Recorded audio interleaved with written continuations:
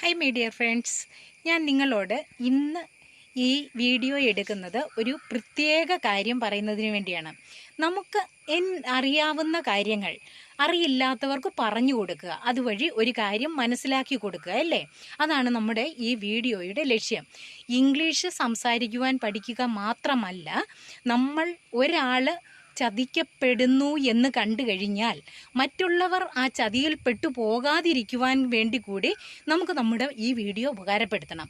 അതിനു വേണ്ടിയാണ് ഞാൻ ഇന്ന് ഈ വീഡിയോ ഞാൻ ഇന്ന് നിങ്ങൾക്ക് മുമ്പിൽ ഇപ്പോൾ എടുക്കുന്നത്. ഈ വീഡിയോയുടെ ഈ പ്രാധാന്യം അതിൻ്റേതായ ഗൗരവത്തോടു കൂടി നിങ്ങൾ എടുത്ത് ഇത് മുഴുവനും കാണണം എന്ന് ഞാൻ ആദ്യമായി നിങ്ങളോട് അഭ്യർത്ഥിക്കുകയാണ്. കാരണം ഇത് കണ്ടില്ല എങ്കിൽ എന്നെപ്പോലെ പല മാതാപിതാക്കൾക്കും അനുഭവപ്പെട്ട ഒരു ദുരവസ്ഥ നിങ്ങൾക്കും ഉണ്ടായേക്കാം. മറ്റൊന്നുമല്ല, നിങ്ങൾക്കറിയാം, ഇപ്പോൾ ഈ +2 റിസൾട്ടൊക്കെ വന്നു, പുറത്തേക്ക് പഠിക്കുവാനൊക്കെ പോകുവാനായി പിള്ളേർ റെഡിയായി നിൽക്കുന്ന മാതാപിതാക്കളുണ്ട്. പക്ഷേ എല്ലാവർക്കും ഒരു ചെറിയൊരു ബുദ്ധിമുട്ടുണ്ടായിരിക്കും. സാമ്പത്തിക പ്രശ്നം എല്ലാവരുടെയും മുന്നിലൊരു വലിയൊരു ചോദ്യചിഹ്നമായിട്ട് നിൽക്കും അല്ലേ? പക്ഷേ ഒരു കാര്യമുണ്ട്, നിങ്ങൾ ഒന്ന് ചിന്തിക്കണം. വിദ്യാഭ്യാസ ലോൺ എടുത്തു പഠിക്കുവാൻ തൻ്റെ കുഞ്ഞുങ്ങളെ പഠിപ്പിക്കുവാൻ വിടുവാൻ ആഗ്രഹിച്ചിരിക്കുന്ന ഏതെങ്കിലും മാതാപിതാക്കളുണ്ടെങ്കിൽ ദയവ് ചെയ്ത് ഈ വീഡിയോ ഒരു തരത്തിലും നിങ്ങൾ മിസ്സാക്കരുത്. കാരണം ഞാൻ പറയാം, മറ്റൊന്നുമല്ല, നമ്മൾ 4 വർഷം വിദ്യാഭ്യാസ ലോൺ എടുത്ത് പഠിക്കുവാൻ ഒരുങ്ങുന്ന ഒരു കുട്ടിയുടെ കോഴ്സ് 4 വർഷം ആണ് എന്ന് സങ്കല്പിക്കുക. ആ 4 വർഷമാണെങ്കിൽ നമ്മൾ ഈ പൈസ ഇല്ലാതെ വിഷമിച്ച് നിൽക്കുന്ന അവസരത്തിൽ ഈ 4 വർഷം കഴിഞ്ഞ് നിങ്ങൾ തിരിച്ചടച്ചാൽ മതി എന്ന് പറഞ്ഞ് നമ്മളുടെ അടുക്കലേക്ക് ഒരാൾ സഹായഹസ്തവുമായി വന്നാൽ നമ്മൾ മറ്റൊന്നും ആലോചിക്കുകയില്ല. അപ്പോഴേ മുങ്ങിച്ചാകാൻ തുടങ്ങുന്നവന് ഒരു കച്ചിത്തുരുമ്പ് കിട്ടിയാലും പിടിച്ചു കയറൂല്ലേ?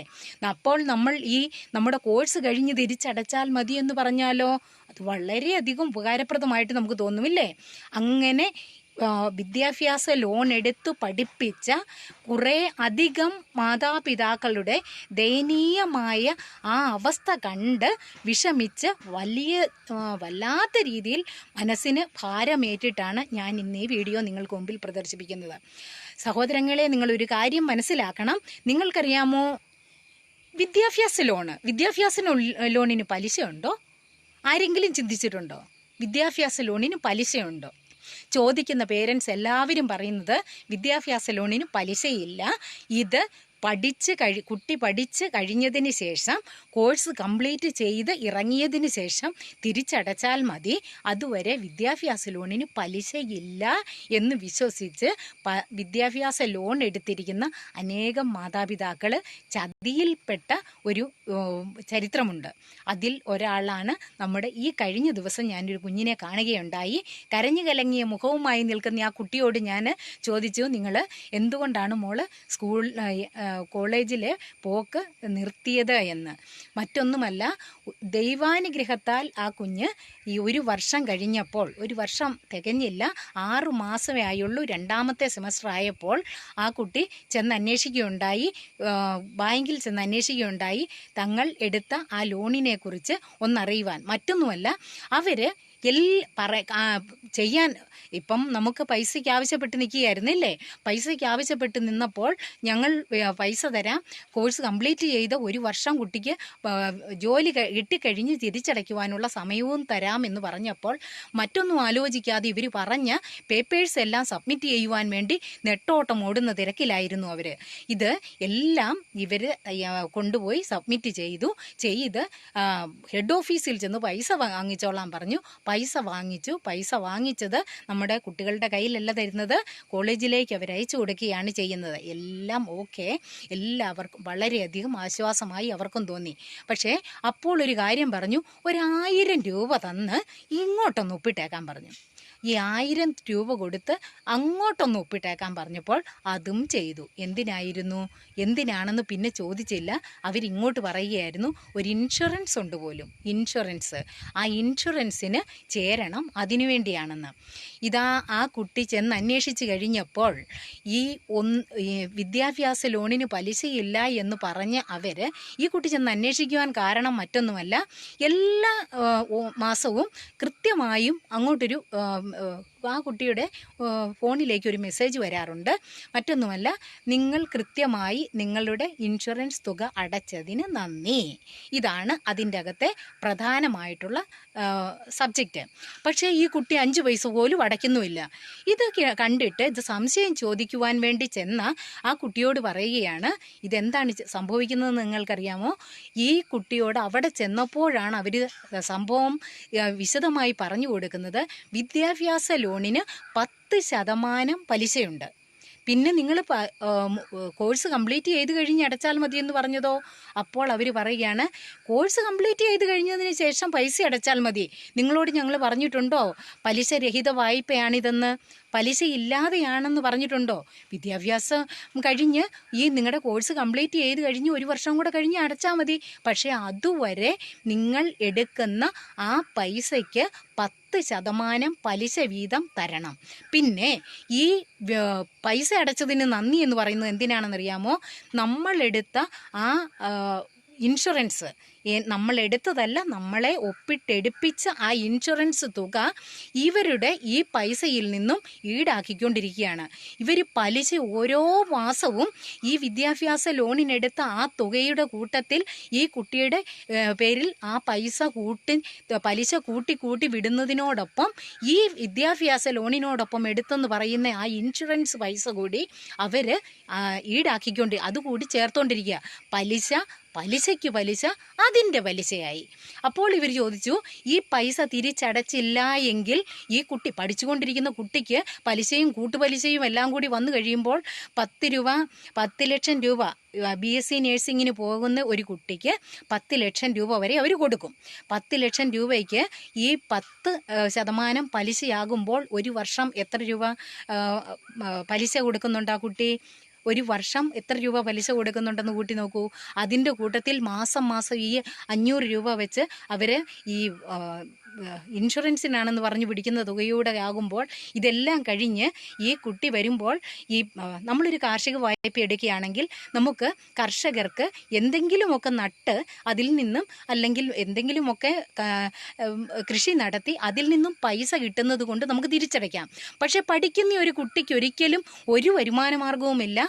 അവർക്കാകെപ്പാടെ ഉള്ളത് ബുക്കും തീരുമ്പോൾ ബുക്ക് പുതിയത് വാങ്ങിക്കുവാനും, പേന തീരുമ്പോൾ പുതിയ പേന വാങ്ങിക്കുവാനും, അതൊന്നുമല്ല അവർ പറയുന്ന ഓരോ കാര്യങ്ങൾക്ക് പൈസ അങ്ങോട്ട് കൊടുക്കുന്നതല്ലാതെ ഈ കുഞ്ഞിനെ തിരിച്ചിങ്ങോട്ട് പൈസയൊന്നും കിട്ടുന്നില്ല എന്ന ആ കാര്യം നമ്മൾ ദയനീയ സത്യമാണത്, ചിന്തിക്കണം. എന്നിട്ടും ഇവർ ഈ പലിശ ഇതിന് കൂട്ടത്തിൽ ചേർത്ത് കൊണ്ടിരിക്കുകയാണ്. എന്നിട്ട് അവർ അതിനോട് ചേർന്ന് ആ പൈസ അടച്ചില്ല എങ്കിൽ നിങ്ങൾ എന്ത് ചെയ്യും? ഇതിന് നിങ്ങൾക്ക് എന്ത് ചെയ്യാനാവും എന്ന് ചോദിച്ച് അവരോട് പറഞ്ഞത് കേട്ടാൽ വളരെയധികം ദയനീയമായിരുന്നു. മറ്റൊന്നുമല്ല, ആ കുഞ്ഞിന് സിവിൽ വരുന്നു. സിവിൽ വന്നാൽ എന്താ? ഒരു സിവിൽ വന്നാൽ മറ്റു ലോൺ കിട്ടുകയെന്നല്ലേ ഉള്ളൂ. സാരമില്ല, ലോൺ വേണ്ട. അല്ല, ആ കുട്ടിക്ക് തുടർന്ന് പഠിച്ച് ജയിച്ച് ഒരു സർക്കാർ ജോലി കിട്ടുകയാണ് എങ്കിൽ ആ ജോലിക്ക് പോകുവാൻ ഇവർക്കാകില്ല. തേർഡ് പാർട്ടിയായിട്ട് ഈ കുഞ്ഞിൻ്റെ അച്ഛനെ വെച്ചിട്ടുണ്ട്. ഈ അച്ഛന് ഉള്ള സ്ഥലം, ആ സ്ഥലത്തിൻ്റെ കരവടച്ച രസീത് കാണിച്ചാണ് ഇവർ പൈസ കൊടുത്തിരിക്കുന്നത്. ആ പൈസ, ആ സ്ഥലം വിൽക്കണമെങ്കിൽ ഇവർക്ക് കൊടുക്കുവാനുള്ള പൈസ കൊടുത്തു തീർക്കാതെ ആ സ്ഥലവും വിൽക്കുവാനാവില്ല. അതായത് തേർഡ് പാർട്ടിക്ക് കൂടി ഇതാ സിവിൽ വന്ന് കിടക്കുന്നു. നിങ്ങളൊന്ന് ഓർത്തു നോക്കി എത്ര ദയനീയമാണെന്ന്. ഇതൊന്നും വേണ്ട, ഈ പൈസ എടുക്കുവാനായി, പൈസ ഇല്ലാതെ വിഷമിച്ച് നിൽക്കുന്ന ആ പേരൻസ് പൈസ എടുക്കുവാൻ, വിദ്യാഭ്യാസ ലോൺ എടുക്കുവാനായി ചെല്ലുമ്പോൾ ഇവർക്ക് ഒരു വാക്ക് പറയാം, എന്ത്? നിങ്ങൾക്ക് തരുന്ന ഈ പൈസയ്ക്ക് 10% പലിശയുണ്ട്, അത് നിങ്ങൾ കൃത്യമായും പലിശ അടച്ചുകൊണ്ടിരിക്കണം, അല്ലെങ്കിൽ നിങ്ങൾക്ക് തരുന്ന മുതലിൻ്റെ കൂട്ടത്തിൽ ഈ പലിശ കൂടും, അതിനുശേഷം 4 വർഷം കഴിഞ്ഞ് നിങ്ങൾ വരുമ്പോൾ കോഴ്സ് തീർത്ത് കംപ്ലീറ്റ് ചെയ്ത് വരുമ്പോൾ ആ കുഞ്ഞുങ്ങളുടെ നല്ല ഭാവിയിൽ അവർ ഉണ്ടാക്കിയ പൈസയിൽ അതിൻ്റെ ഭൂരിഭാഗവും അവർക്ക് ഈ പൈസയുടെ പലിശ അടച്ച് തീർക്കുവാൻ മാത്രമേ ഉള്ളൂ എന്ന ആ സത്യാവസ്ഥ ഈ കുഞ്ഞുങ്ങൾ മനസ്സിലാക്കാതെയാണ് ആ കുഞ്ഞുങ്ങൾക്ക് ആ പേരൻസ്, ആ മാതാപിതാക്കൾ ആ പൈസ എടുത്തു കൊടുക്കുന്നത്. അവസാനം പെട്ടുപോയി കഴിഞ്ഞാൽ ആ പൈസ അടച്ചല്ലേ സാധിക്കൂ. നിങ്ങളിൽ ആരെങ്കിലും, ഈ വീഡിയോ കാണുന്ന ആരെങ്കിലും ഇങ്ങനെ വിദ്യാഭ്യാസ ലോൺ എടുത്തിട്ടുണ്ട് എങ്കിൽ നിങ്ങൾ ഒന്ന് ചെന്ന് ഇനിയെങ്കിലും ഒന്ന് അന്വേഷിക്കണം.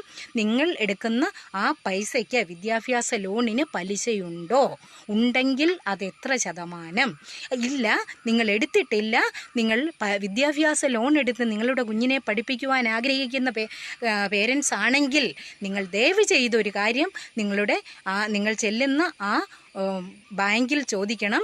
ഈ പൈസയ്ക്ക് നിങ്ങൾ തിരിച്ചടയ്ക്കണമെന്ന് പറയുമ്പോൾ നിങ്ങൾ എത്ര ശതമാനം പലിശ വെച്ചാണ് നിങ്ങൾ ഈ പൈസയ്ക്ക് കൂട്ടുന്നത് എന്ന് നിങ്ങൾ ചോദിച്ചതിന് ശേഷം മാത്രം നിങ്ങൾ ഒപ്പിട്ട് ആ പൈസ വാങ്ങിക്കുക. അല്ലെങ്കിൽ ഇവർ പറയുന്ന ഒരു കാര്യമുണ്ട്, ഞങ്ങൾ പറഞ്ഞു തന്ന ഇതെല്ലാ കാര്യങ്ങളും വിശദമായി പറഞ്ഞു തന്നുകൊണ്ട് തന്നെ നിങ്ങൾക്ക് കാണിച്ചു തന്ന സ്ഥലങ്ങളിലെല്ലാം നിങ്ങൾ ഒപ്പിട്ടിട്ടല്ലേ ഞങ്ങൾ ആ പൈസ തന്നത്, നിങ്ങൾ അടച്ചേ പറ്റൂ എന്ന് പറഞ്ഞാൽ നമ്മളുടെ കുഞ്ഞുങ്ങളുടെ ഭാവിയും നമ്മളുടെ ഭാവിയും ഈ വെറും കടലിലെറിയുന്നത് പോലെ, നമ്മൾ വെള്ളത്തിൽ വരയ്ക്കുന്ന രേഖ പോലെ നമ്മൾ ഉണ്ടാക്കുന്നത് മുഴുവനും കളയേണ്ടി വരും എന്ന ആ ദയനീയ സത്യം എനിക്കറിയില്ലാതിരുന്ന, മറ്റുള്ളവർ പറഞ്ഞ് മാത്രം ഞാൻ അറിഞ്ഞ, അതുപോലെ അറിയില്ലാതെ ചെന്നെടുത്ത് പെട്ടുപോയ വളരെയധികം മാതാപിതാക്കളുടെ ദയനീയമായ ആ അവസ്ഥ കണ്ട് നിങ്ങളിലാരും ഇനിയും ഇതിൽ ചെന്ന് അറിയാതെയെങ്കിലും പെട്ടുപോവരുതേ എന്ന ഒരു ആഗ്രഹത്തോടു കൂടിയാണ് ഞാൻ ഈ വീഡിയോ ഇടുന്നത്. നിങ്ങൾ ഈ വീഡിയോ കണ്ടതിന് ശേഷം നിങ്ങൾക്ക് ആർക്കെങ്കിലും വിദ്യാഭ്യാസ ലോൺ എടുത്ത് കുട്ടികളെ പഠിപ്പിക്കുവാൻ ആഗ്രഹമുണ്ടെങ്കിൽ ദയവ് ചെയ്ത് ഞാൻ ആ പറഞ്ഞ രീതിയിൽ ഒന്ന് ചെയ്തതിന് ശേഷം മാത്രം നിങ്ങൾ വിദ്യാഭ്യാസ ലോൺ എടുക്കാവൂ എന്ന് ഒരിക്കൽ കൂടി ഓർമ്മിപ്പിച്ചുകൊണ്ട് ഞാൻ ഇന്നത്തെ ഈ വീഡിയോ ഇവിടെ നിർത്തുകയാണ്.